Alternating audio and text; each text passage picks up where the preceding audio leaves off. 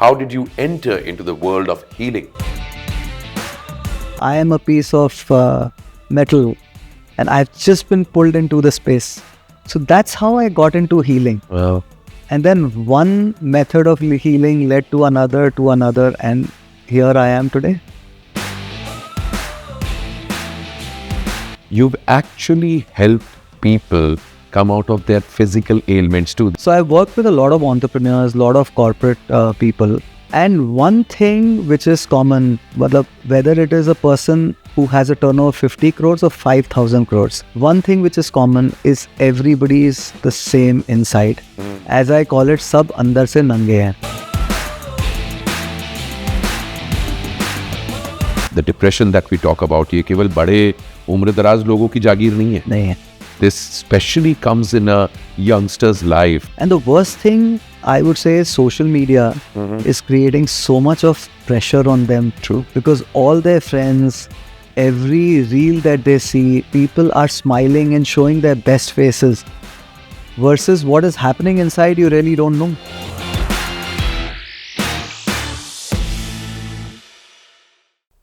Anxiety.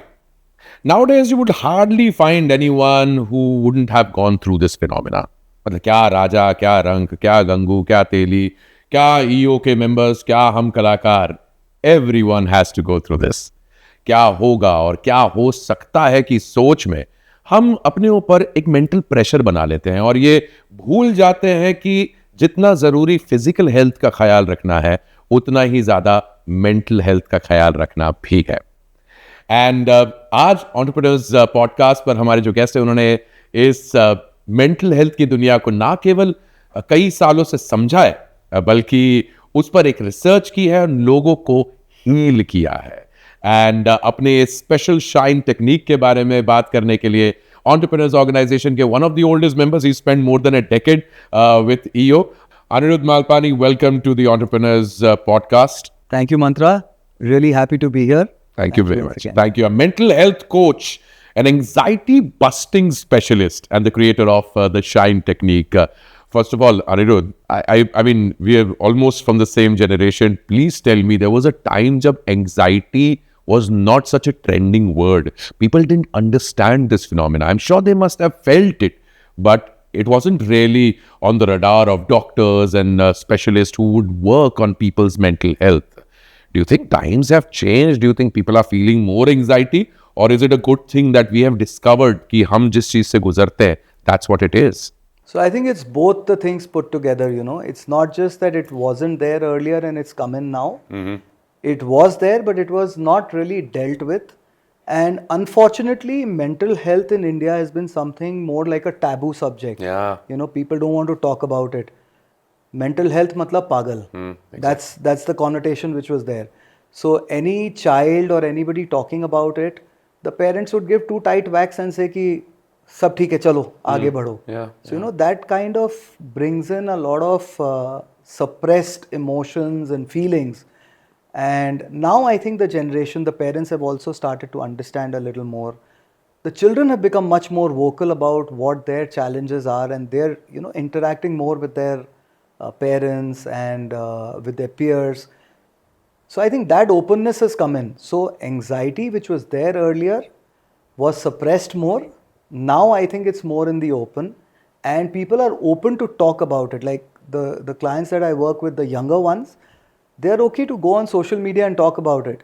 But some of the people, my generation and older, they're like, please, we don't want to go onto social media and talk about it. Yeah. It can ruin us. It can create a lot of problems for us. So yeah, I mean, it's a double-edged sword. Absolutely, but it's in a way happy realizations, and it's going in a good space where at least people are acknowledging that they are suffering from some of the other mental health problems.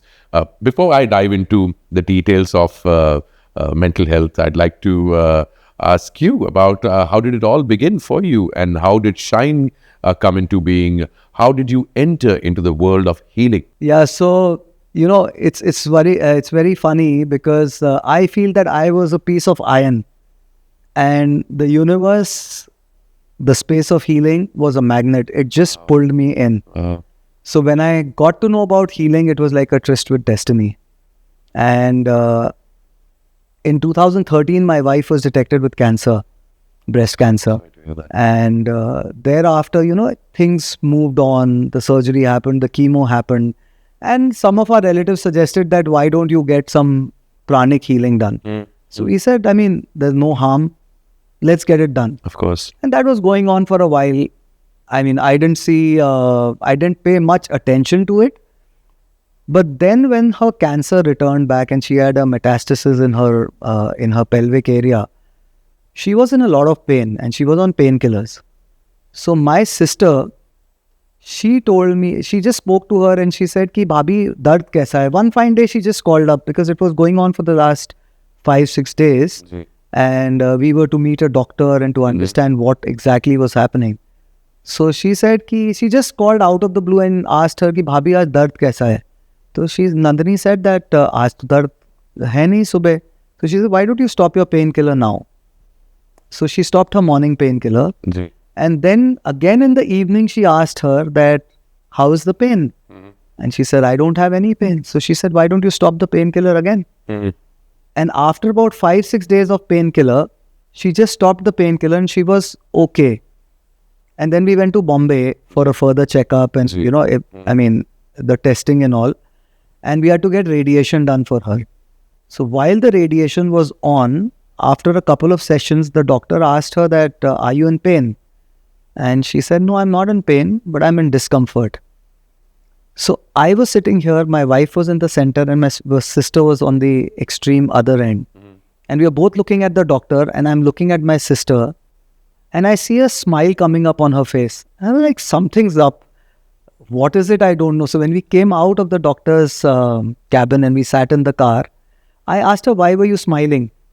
So she said, Bhaiya, I didn't want to tell you, but I've been getting Reiki done for Bhabhi. And I said, why did you not tell me this? So she said, no, I wanted to see how the response was. And then she narrated the whole story of how she had learned Reiki. So she was doing healing for her from the person through who I've also learned Reiki subsequently, and I'll come to that. Yes, please. He was doing healing for her. And it was miraculously, the pain just disappeared. So post that, after the radiation and everything, I told Nandini, I said, why don't you go and learn Reiki? If it's so powerful, it's important to go ahead and learn about it. And as luck would have it, there was a program which was happening at one of the relatives of my sister's in-laws place. And she said, Bhabhi, there's a program and it's at home.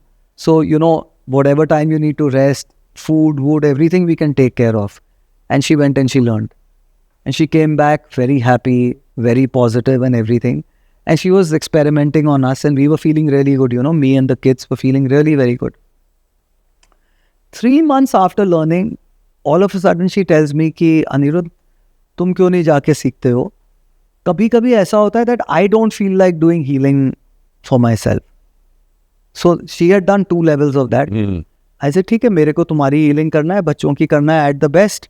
So I'll go and learn the first level. I don't need to, So that's how I got into healing. Wow. And then one method of healing led to another, and here I am today. So that's how so that's why I say that I am a piece of metal, and I've just been pulled into the space by It is beautiful how magnet. How life does that to us, Anirudh. Absolutely. That it opens up doors which we were supposed to enter, but we didn't know that they were right there. And it had to happen through Nandini, and that's how it all happened. So 2013-14 is when Reiki began, and Reiki. 2016-17 is, I think, when it began. Yeah. And then what was the first basis that you learned, and how did that develop into shine technique? Right. So what happened was that around 2019, she had a second metastasis.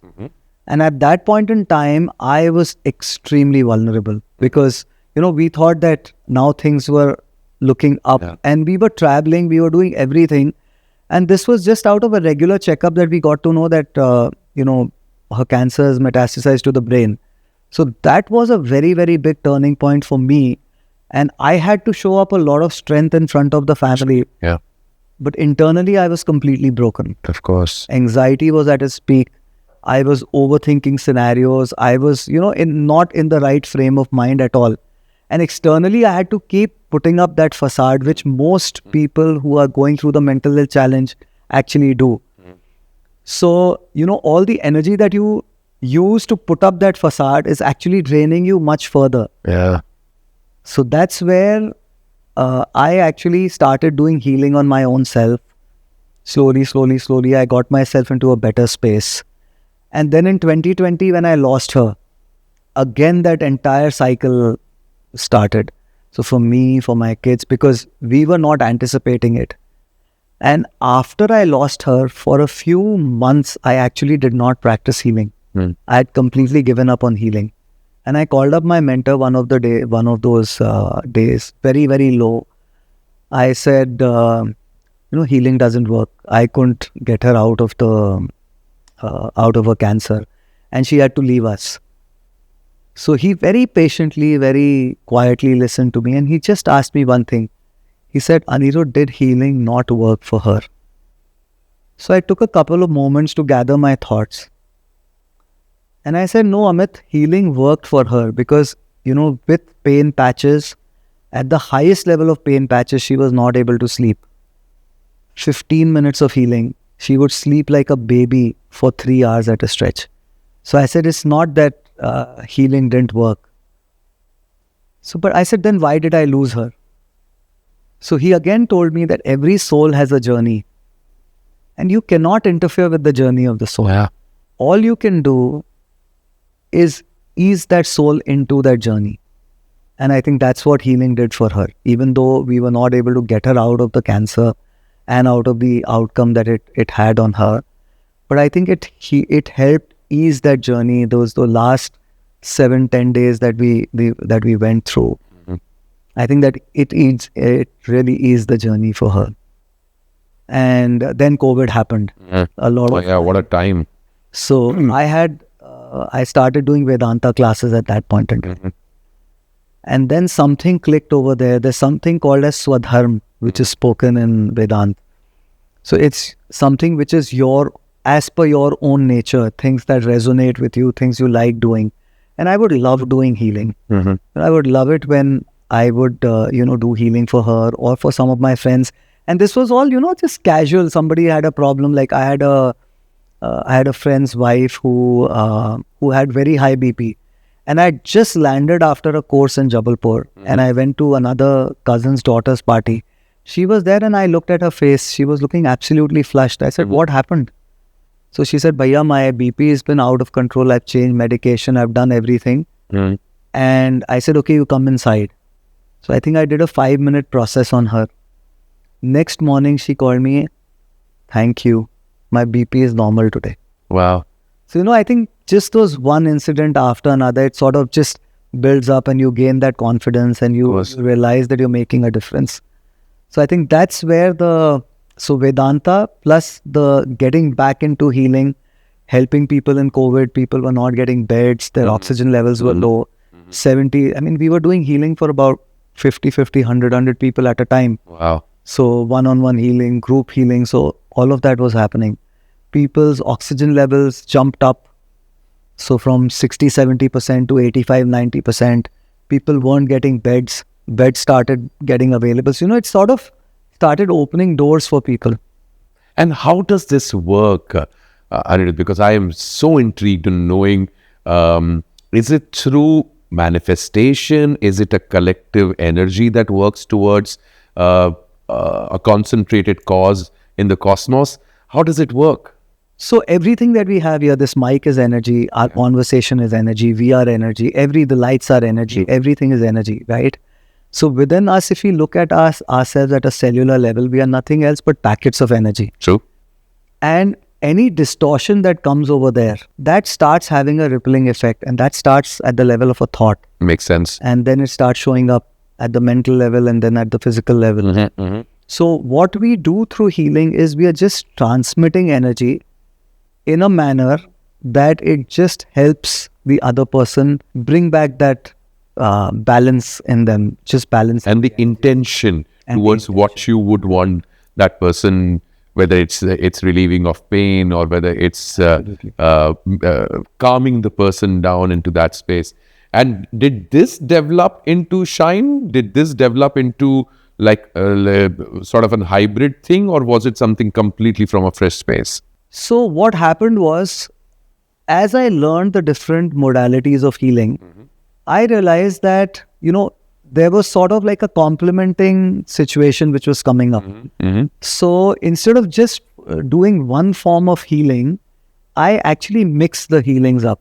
And that's how the Shine technique of mine has been developed.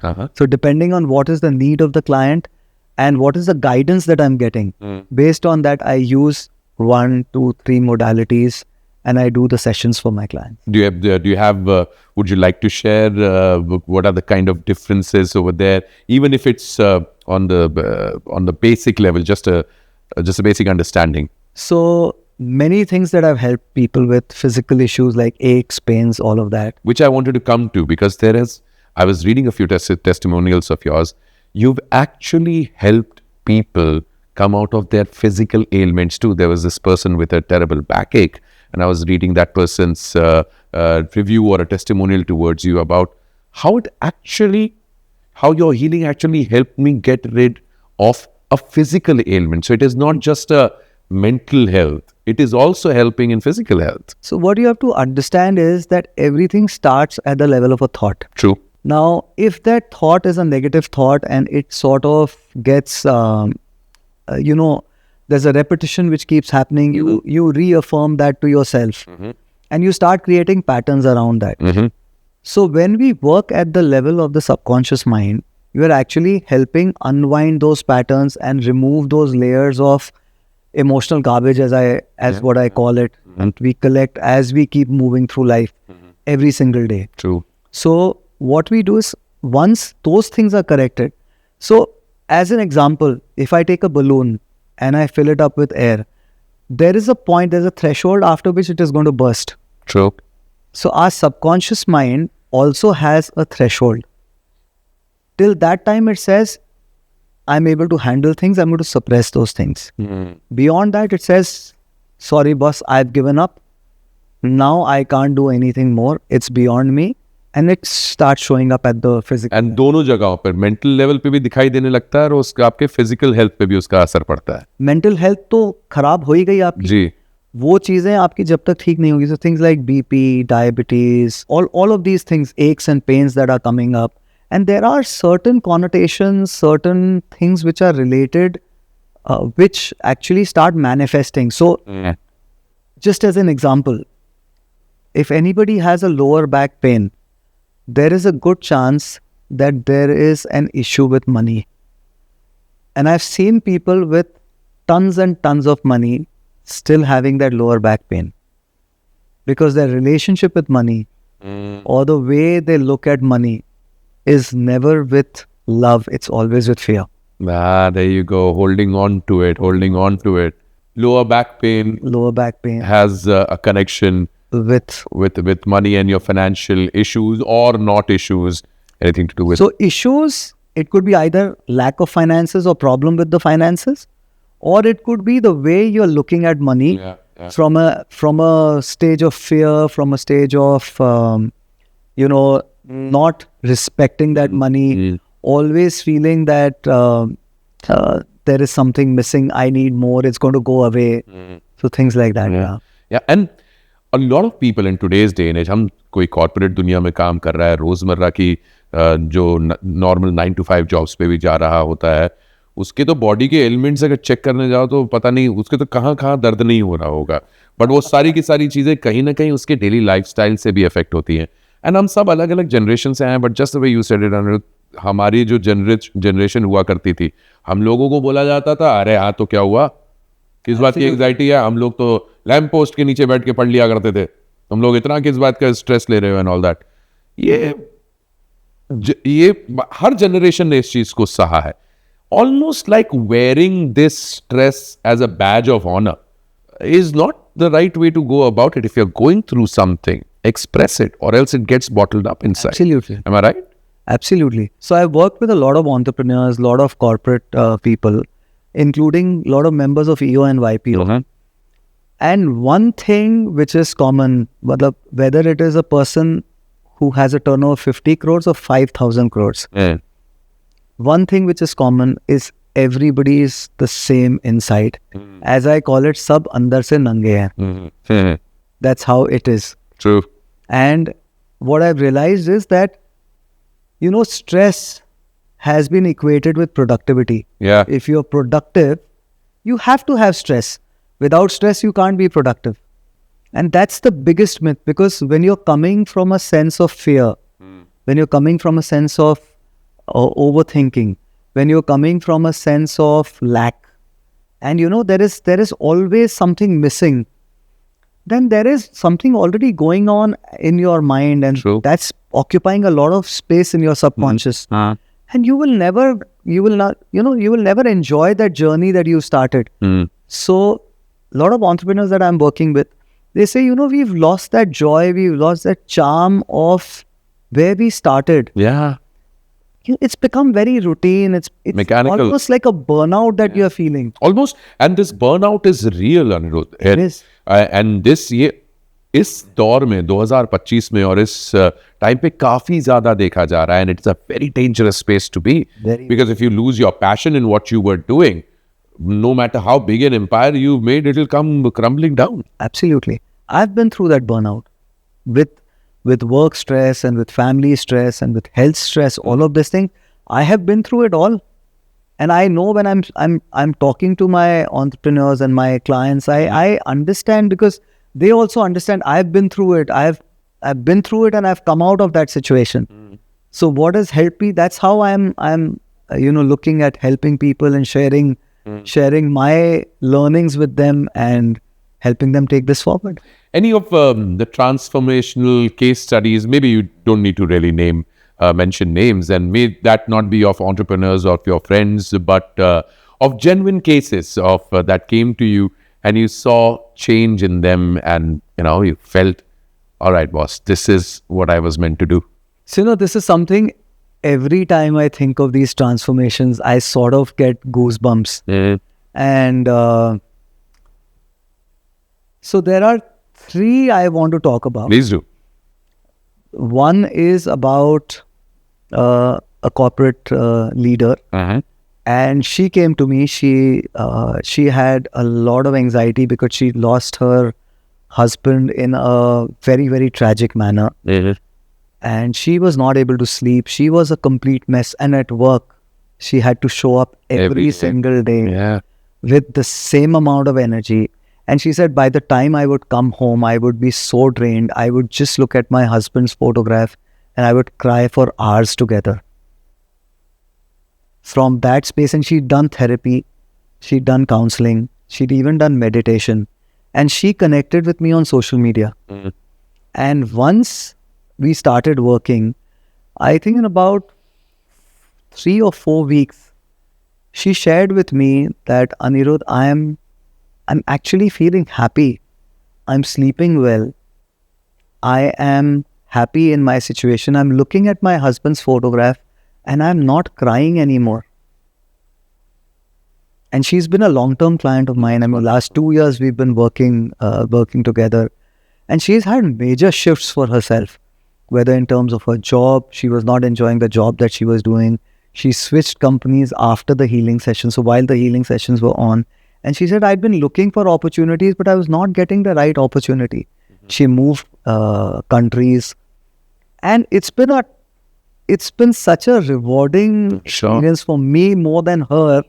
I mean, for her as well, but I think for me it was such a rewarding experience, that getting a person out of that trauma, out of that anxiety where she was not able to, function at her 100%. Yeah.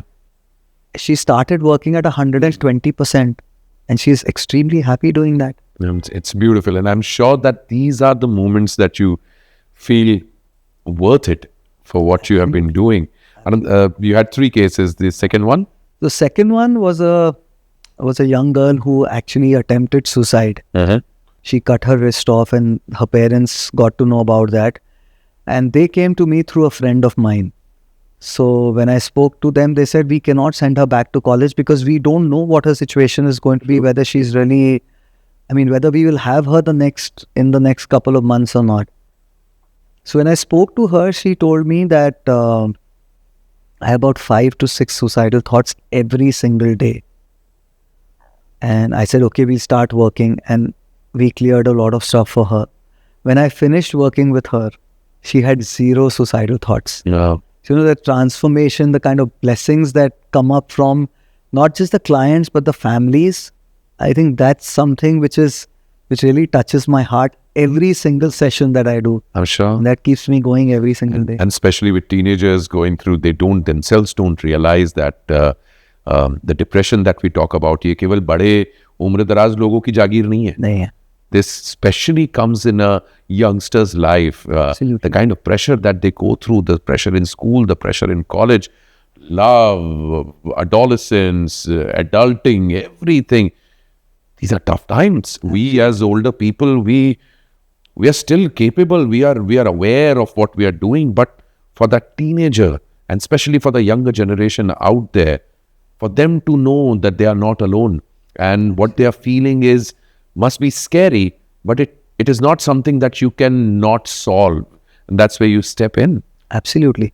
And the worst thing I would say is social media is creating so much of pressure on them. True. Because all their friends, every reel that they see, people are smiling and showing their best faces versus what is happening inside, you really don't know. It's a phenomena, the social media as such. You are almost forced to be happy, good looking, and the kind of pressure that is on these youngsters to look good and for that to be popular. Absolutely. How does one get out of this, Anirudh? How this peer pressure to आप पे और हम पे भी college के time पे था, but I don't know whether it was as heavy as it is today. Today it's a different ball game. It's absolutely a different ball game. So the only thing that I tell my daughters, and I see that it's really working. One is that when they see that the parents are not under pressure, and the family is not under that kind of pressure, that helps. The second is I always tell them that your competition is with you, nobody else. So if you're enjoying doing what you're doing, might as well go ahead and do it. But just don't do it because you want to look good on social media.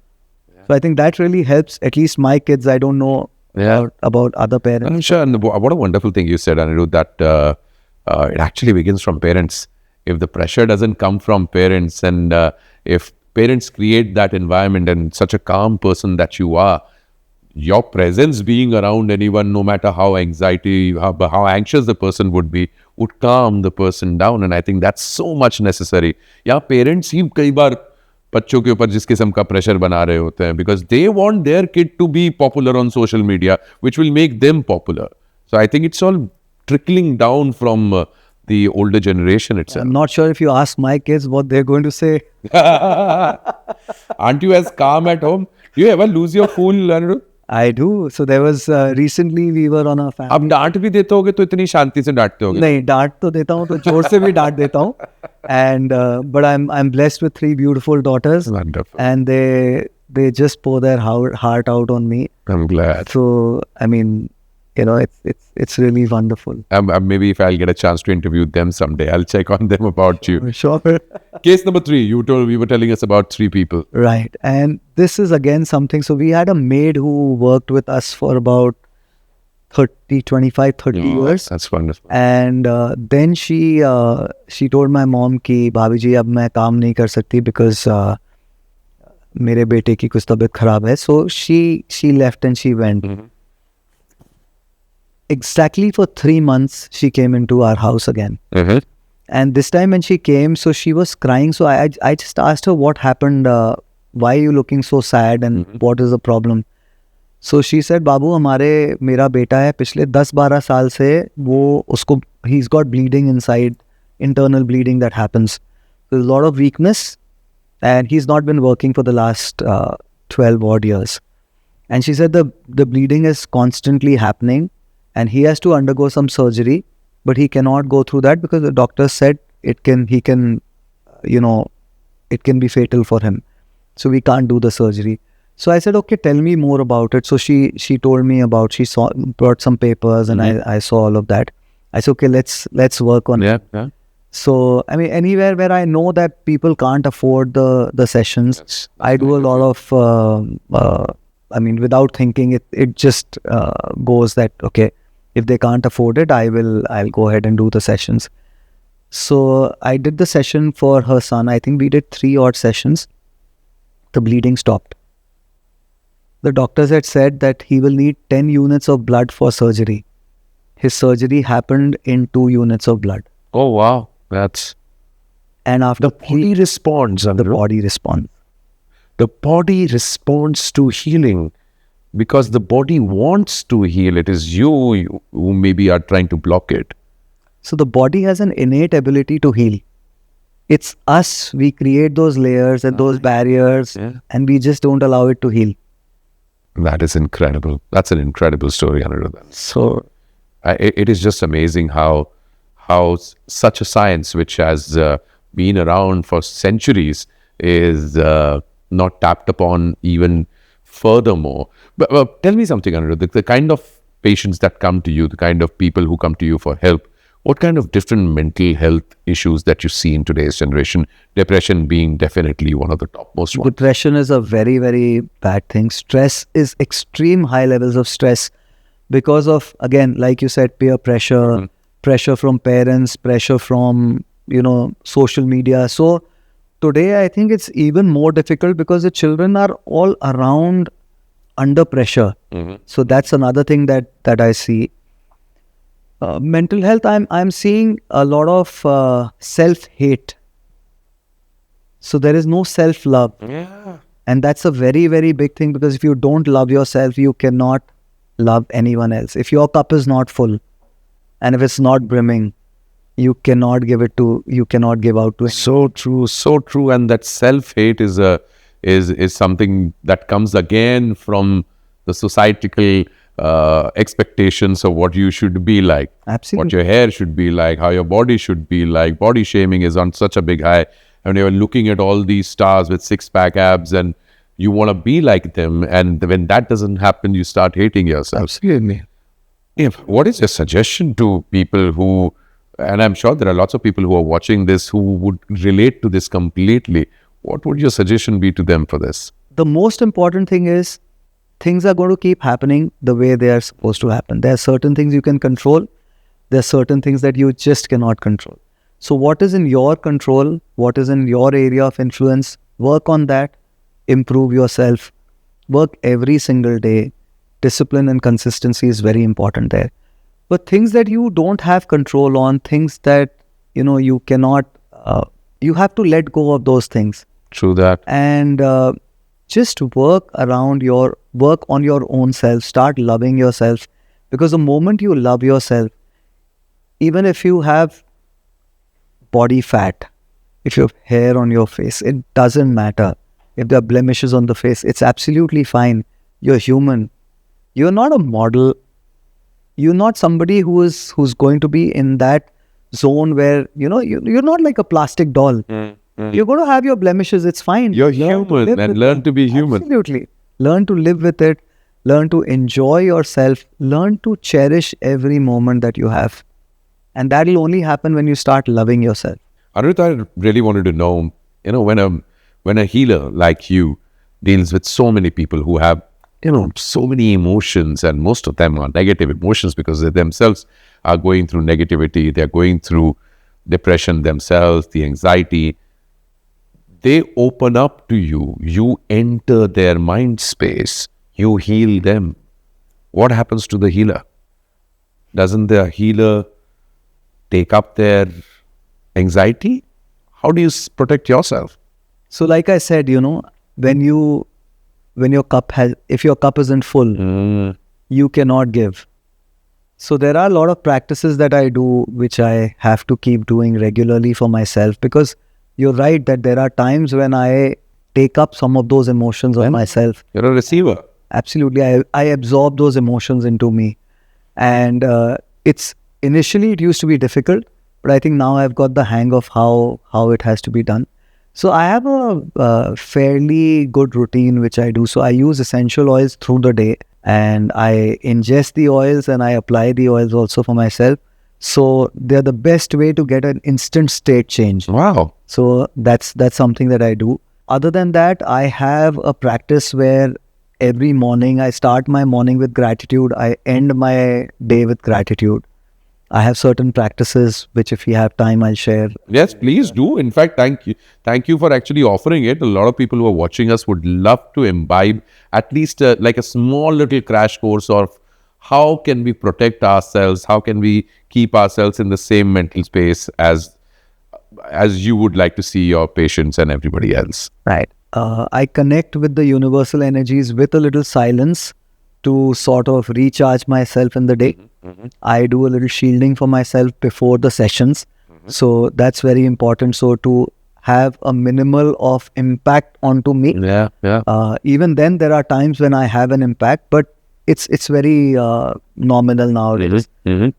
And I do regular healing. I do regular cleansing. So just how you would clean your house every day, you don't say that, okay, आज साफ कर लिया है तो 15 दिन तक घर साफ करने की जरूरत नहीं है.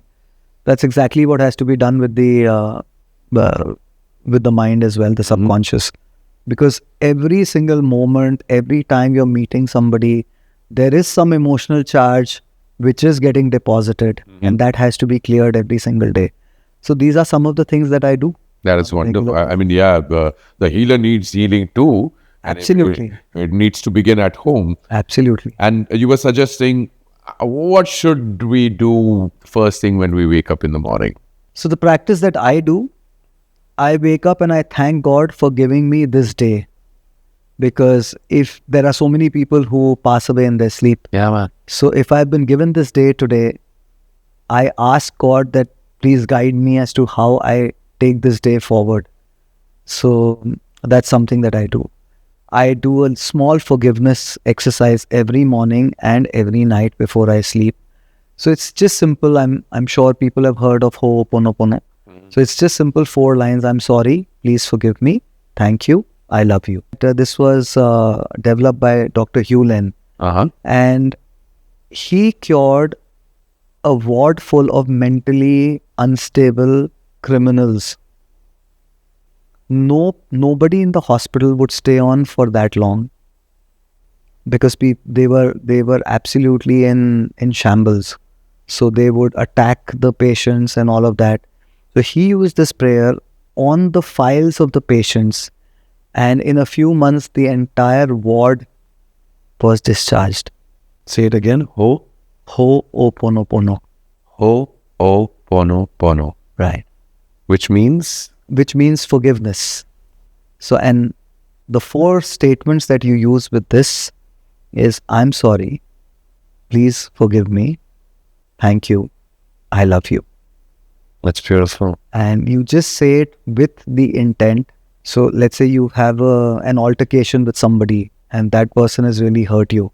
So forgiveness is not about the other person, it's all about you. It's about your own journey.